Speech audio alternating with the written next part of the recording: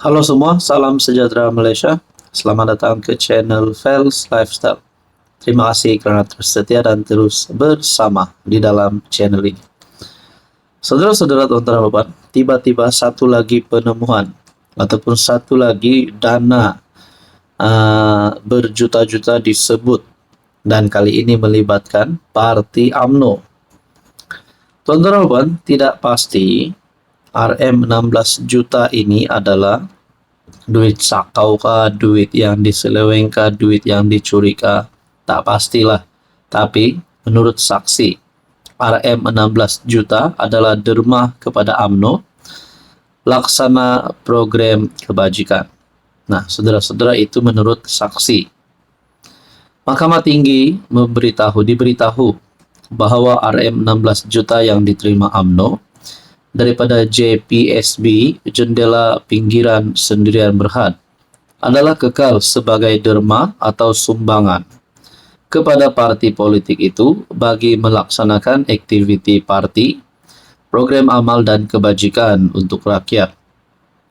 Setiausaha Kerja UMNO, Datuk Muhammad Sumali Redwan berkata, dalam rekod UMNO sejak April 2015, tiada sebarang aduan, bantahan atau tuntutan diterima oleh parti itu berkenaan dengan penerimaan RM16 juta tersebut.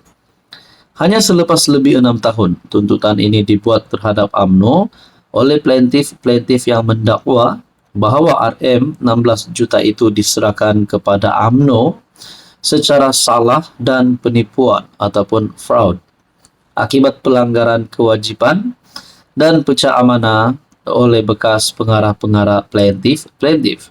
Kata saksi defendant itu yang mewakili UMNO.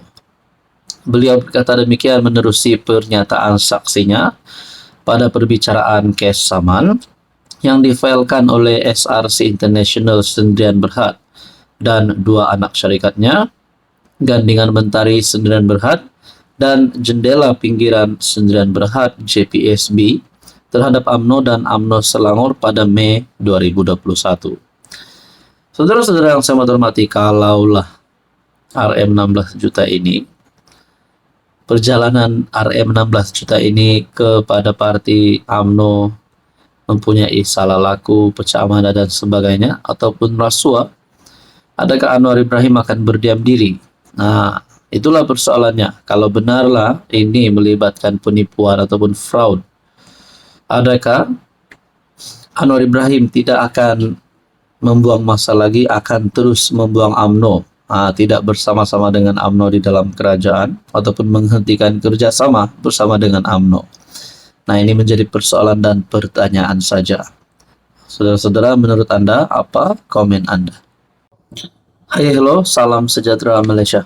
Selamat datang ke channel Fels Lifestyle. Terima kasih kerana terus setia dan terus bersama di dalam channel ini. Tuan-tuan dan puan, mungkin ramai yang sudah ternanti-nanti keputusan melibatkan Muhyiddin Yassin, yaitu berkaitan dengan kes hasutan. Mungkin ada yang tertanya-tanya, apa sudah keputusan terkini, apa perkembangan terkini berkaitan dengan kes hasutan melibatkan nama bekas Perdana Menteri Muhyiddin Yassin. Kes hasutan, pendakwaan akan fail bantahan awal terhadap permohonan Muhyiddin. Pihak pendakwaan akan mengemukakan bantahan awal terhadap permohonan bekas PM Tan Sri Muhyiddin Yassin bagi merujuk persoalan undang-undang berhubung Akta Hasutan 1948 ke Mahkamah Persekutuan. Saudara-saudara yang saya hormati, kalaulah berkaitan dengan kes ini, Muhyiddin Yassin dapat dibuktikan bersalah, adakah beliau masih relevan untuk berlawan dengan Anwar untuk bertanding pada pilihan raya yang akan datang, untuk menjadi pengurus CPN, menjadi Presiden Bersatu, dan jawatan beliau sebagai ahli Parlimen Pago?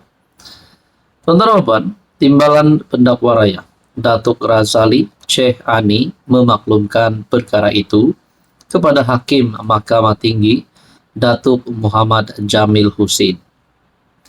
Ketika pengurusan kes berkenaan, terdahulu Peguam Amer Hamzah Arsyad yang mewakili Muhyiddin memaklumkan kepada mahkamah bahawa pihaknya telah memfailkan permohonan untuk merujuk persoalan undang-undang itu di bawah Seksyen 84 Akta Mahkamah Kehakiman 1964 berhubung kes hasutan anak guamnya pada 4 April.